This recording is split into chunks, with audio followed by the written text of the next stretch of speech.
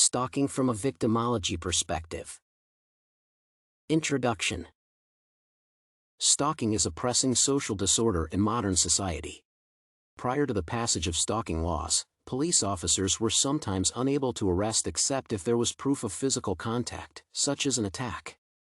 Presently, stalking is assumed to be a type of cyberstalking involving intimidation or harassment using modern communication methods, including sending spam messages or emails to an unwilling or unresponsive target. Many scholarly papers have been published that define stalking and underscore its psychological, social, and legal consequences. The victim's role in the victimization process, as well as the immediate and long-term impacts of violence on victims, have been the subject of study in recent decades. Ultimately, the perpetrators frequently try to alter or exaggerate the details of the crime to diminish their involvement, making the victim doubt their accounts, which can be termed gaslighting. Victims' stalking experiences. Frequently, the victim gives specific details concerning the conditions underlying the crime. This includes communications and encounters with the perpetrator before and after the incident, threats and demands made to them, and the offender's weapon of choice. Other information may encompass the perpetrator's identity and whereabouts and information on their character, if they are familiar with the victim. The victim's statement helps therapists and detectives categorize and investigate the crime and finally interrogate the perpetrator. Victims of stalkers usually feel stuck in an atmosphere characterized by worry, tension, and dread, which forces them to make radical changes to their way of life. According to the target's viewpoint, the stalker is either familiar or mysterious. There is a range in stalking from zero physical interaction to a fatal level of interaction and intimidation. Emily Infeld, a successful American athlete, was at the pinnacle of her profession when an unknown male developed a dangerous obsession with her. She lived in constant insecurity and occasionally in exile for over 2 years. The man sent her many messages on Facebook Messenger and many emails in which he made elaborate plans on how he wanted their wedding to be conducted. Stalking victims' harrowing experiences under their tormentors are best captured by Infeld's words. "I was paranoid the whole time. I looked out the windows, I paced, I couldn't be still. I was really scared." This statement is a classic example of the impact of stalking on the victim. They lose control of their lives because someone else pushes them to live a life of fear, anxiety, and stress.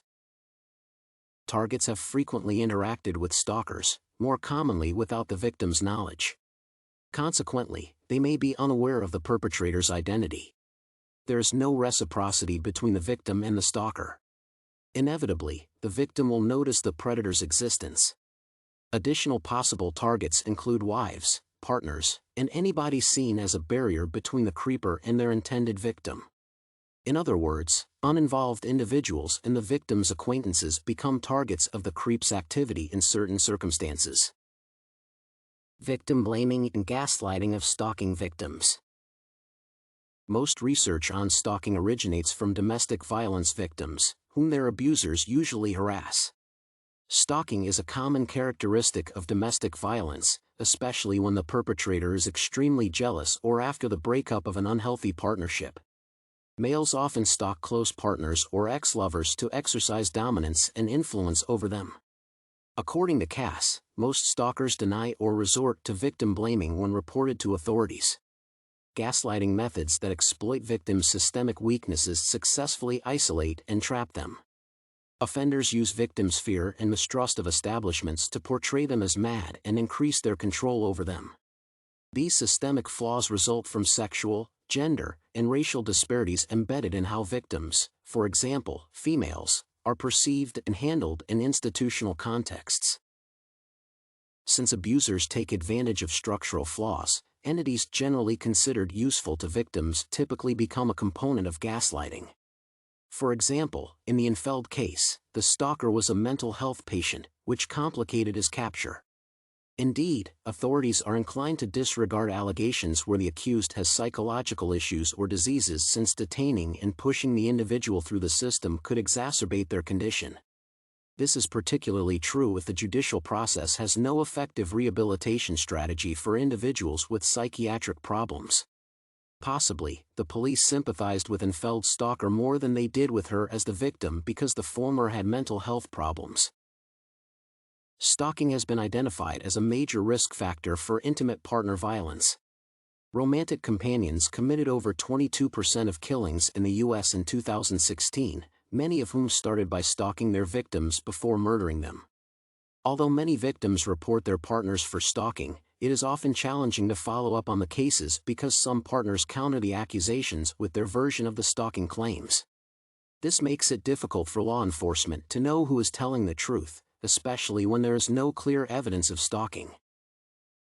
Conclusion: the effect of stalking on the victim may be different depending on their personal qualities, prior experiences, and present situations.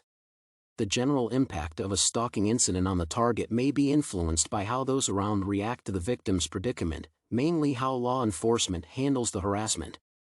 Overall, stalking victims serve as a treasure of facts, providing a better comprehension of the encounter of long-term bullying and a better understanding of stalking as a social disorder.